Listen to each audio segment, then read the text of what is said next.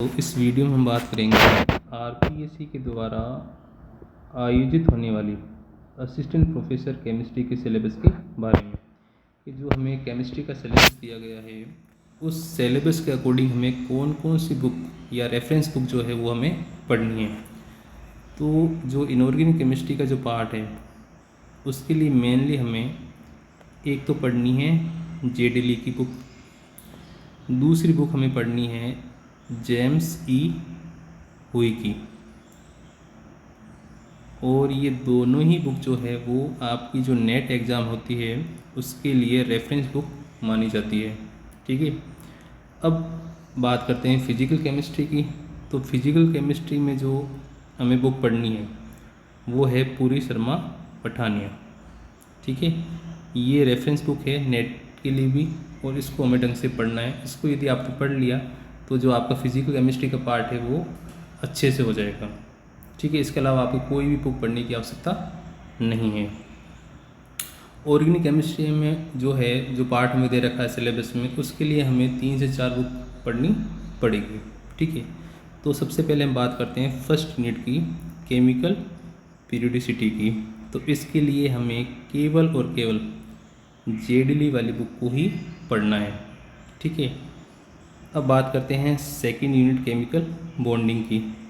तो chemical bonding का जो सिलेबस दे रखा है उसमें कई जो चीज़ें हैं, ठीक है, वो तो बेसिक है, तो उसके लिए हम जेडली पढ़ सकते हैं। जबकि कुछ एडवांस जो पार्ट में दे रखा है जैसे कि आपके ये MOT of homo and heteronuclear diatomic poly atomic molecules, ठीक है, कल्सन डायग्राम, तो ये जो कुछ एडवांस टॉपिक दे रखे हैं वो हमें जेम्स ई हुई की बुक से पढ़ना है। ठीक है, बाकी आपको ये जो संकरण है या वेस्पर थ्योरी है ये आप किसी भी बुक से पढ़ सकते हो, और ये जो पार्ट दे रखा है आपकी जेडली वाली बुक में बहुत अच्छे से दे रखा है। ठीक है, अब बात करते हैं नेक्स्ट यूनिट की ट्रांजिशन मेटल केमिस्ट्री। तो इस यूनिट को भी हमें कंबाइंड रूप से जेडली और हुई वाली बुक को पढ़ के इसको तैयार करना है। ठीक है, अब अगली यूनिट की बात करते हैं green chemistry and nano chemistry. तो जो नैनो केमिस्ट्री वाला जो पार्ट है इसके लिए आप एक बुक आती है असीम के दास की, इसका मैंने पूरा इसका टाइटल यहाँ लिख रखा है an introduction to nano material and nano science by Asim K Das. ये बेस्ट बुक है आपकी नैनो केमिस्ट्री के लिए। और जो ग्रीन केमिस्ट्री है उसके लिए भी इनके द्वारा यानी असीम के दास के द्वारा एक बुक आती है, उसको भी हम आगे उसके बारे में आगे चर्चा हम करेंगे। ठीक है, तो नैनो केमिस्ट्री के लिए आप असीम के दास वाली बुक पढ़ सकते हो। लगभग जितने भी क्वेश्चन हैं वो उस बुक से आपको मिल जाएंगे। अब बात करते हैं एनवायरमेंटल केमिस्ट्री की। तो एनवायरमेंटल केमिस्ट्री के लिए आप H4 वाली बुक, ठीक है, जो कि काफ़ी चलती है। इसके अलावा जो अभी मैं कह रहा था आपको कि environmental chemistry with green chemistry by Asim K Das, तो ये वाली यदि आप बुक पढ़ोगे तो इससे आपकी 2 यूनिट कौन कौन सी, एक तो ये एनवायरमेंटल केमिस्ट्री वाली और दूसरा जो ग्रीन केमिस्ट्री वाला जो पार्ट दे रखा है आपके 4th यूनिट में वो भी कवर अप हो जाएगा। ठीक है, तो ये कहानी हुई आपकी 5 यूनिट की। अब बात करते हैं अगली यूनिट की। तो अगली यूनिट हमें दे रखी है नोमेनक्लेचर ऑफ ऑर्गेनिक कंपाउंड। तो इसके लिए आप कोई सी भी बुक पढ़ सकते हो। ठीक है, तो इसके लिए कोई स्पेसिफिक बुक नहीं है। आप चाहे कोई सी बुक, चाहे जगदम्बा सिंह है, चाहे कोई नीट की है या जेई की जो भी बुक है वो आप इसके लिए पढ़ सकते हो। अब बात करते हैं स्टीरियोकेमिस्ट्री की या आइसोमेरिज्म के बारे में। जो हमें यहाँ पे पार्ट दे रखा है वो आपको पढ़ना है।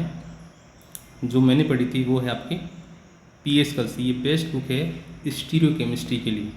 ठीक है, मतलब सबसे बड़ी इसकी जो बुक की जो खासियत है वो है इसकी जो लैंग्वेज है बहुत ही ईजी दे रखी है।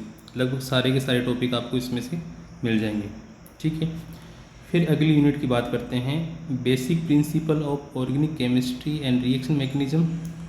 और नेम रिएक्शन एंड मैकेनिज्म ओ, ठीक है।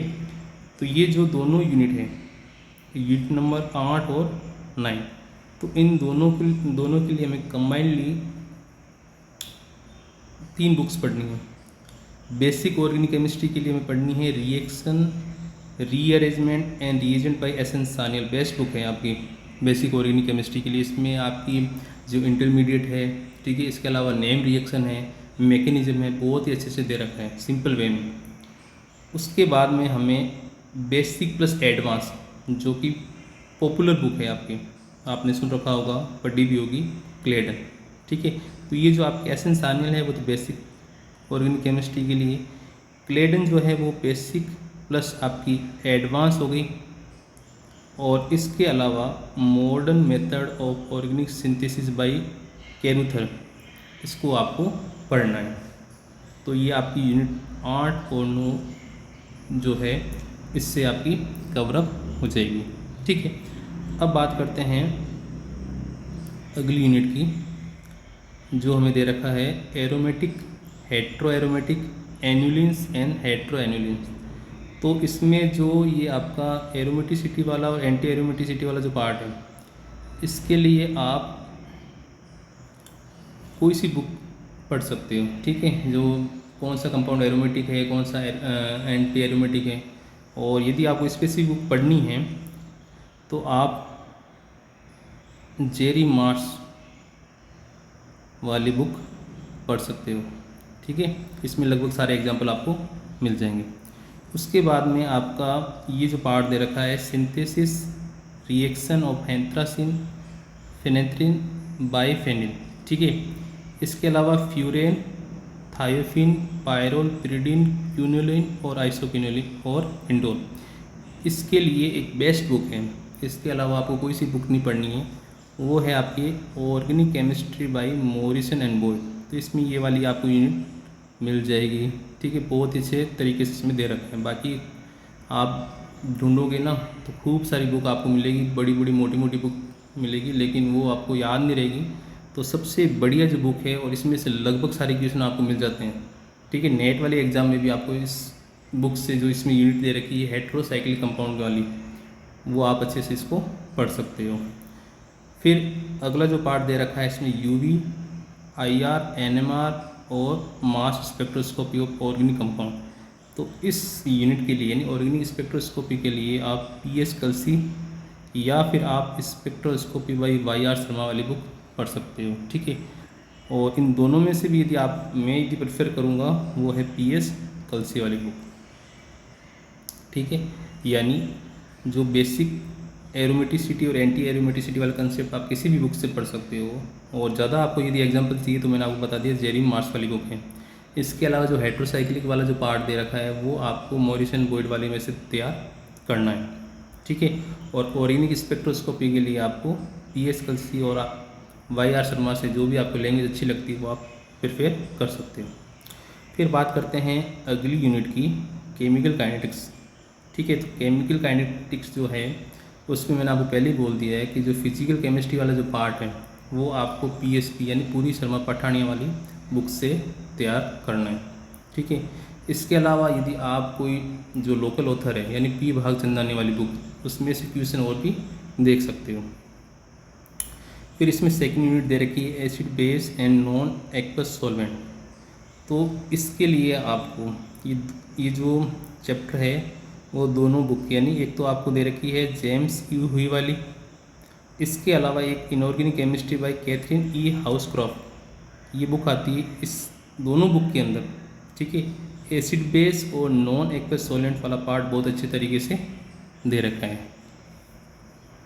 अब बात करते हैं नेक्स्ट यूनिट की, इलेक्ट्रोकेमिस्ट्री की, और लास्ट में न्यूक्लियर रेडियो केमिस्ट्री, ठीक है। तो सबसे पहले बात करते हैं इलेक्ट्रोकेमिस्ट्री की। तो इलेक्ट्रोकेमिस्ट्री के लिए मैंने आपको पहले बता दिया फिजिकल केमिस्ट्री बाई पूरी शर्मा पठानिया, ये आपको पढ़नी है। फिर बात करते हैं न्यूक्लियर एंड रेडियो केमिस्ट्री। तो इसके लिए आपको केवल और केवल जेडली वाली बुक को पढ़ना है, सबसे बेस्ट बुक है आपकी न्यूक्लियर केमिस्ट्री के लिए, ठीक है। फिर लास्ट यूनिट 14 एंड 15 जो कि फिजिकल केमिस्ट्री वाला जो पार्ट है वो आपको पूरी शर्मा पठानिया वाली बुक से तैयार करना है। तो ये सिलेबस के अकॉर्डिंग मैंने आपको रेफरेंस बुक बताई है, ठीक है। तो आप इन रेफरेंस बुक को पढ़ के आप अच्छा स्कोर कर सकते हो इस एग्ज़ाम के लिए। और अगले वीडियो में हम बात करेंगे जो हमें सिलेबस दे रखा है उस सिलेबस को और डिटेल में हम टॉपिक वाइज बुक वाइज और इस पर चर्चा करेंगे।